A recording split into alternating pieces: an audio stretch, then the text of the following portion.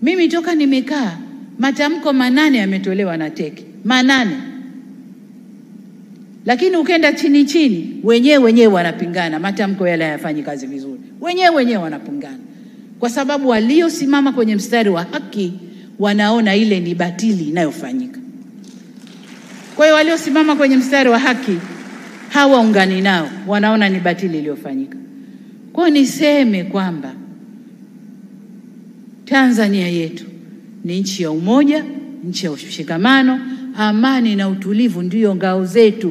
Tusivurugwe ndugu zangu kupitia milengo yetu ya dini, milengo yetu ya siasa, milengo yoyote ile. Hatupasi kuivuruga nchi hii, hatupaswi.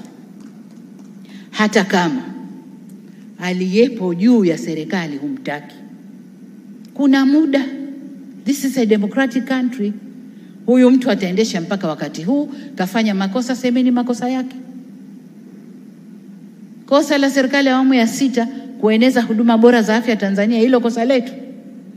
Kosa letu kueneza huduma bora, mashule mazuri mpaka kule vijiji, hilo kosa letu. Kosa letu kukuza uchumi wa Tanzania ukakuwa mpaka tukasifiwa duniani, hilo kosa letu. Kosa letu ni kufanya Tanzania iwe nchi ya salama, ikalike na watu wafurahi, hilo ndo kosa letu. Kosa letu ni nini? Kama mtu hampendi anayeongoza, tustahamili tu. Mioyo yote imeumbwa na stahamili. Demokrasia ipo, ataongoza, ataondoka. Kwani wote walioongoza kutoka mwanzo mpaka leo awamu ya 6 wote walipendwa na kila mtu?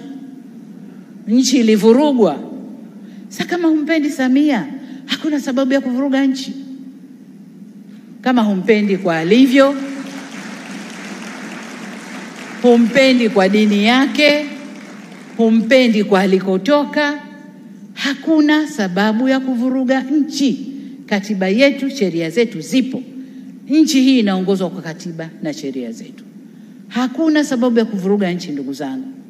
Kwa ni waombe sana, zile sumu zinazotiwa huko, mnapotiwa sumu tumieni akili zenu. Najua hakuna eneo baya la kumpata mtu kama dini. Unapomkamata mtu kwenye dini na ukamlisha ubaya wa mtu kwenye dini, unajenga chuki ya ndani ya moyo kuliko wanasiasa. Wanasiasa wakimharibu mtu, wanamharibu mtu kichwani. Kichwa hakiweki. Akija mwingine na zuri, ile baya litaondoka, zuri litaingia. Lakini ndani ya moyo likiingia, limeingia. Kwa viongozi wetu wa dini, kaeni kwenye mstari wenu.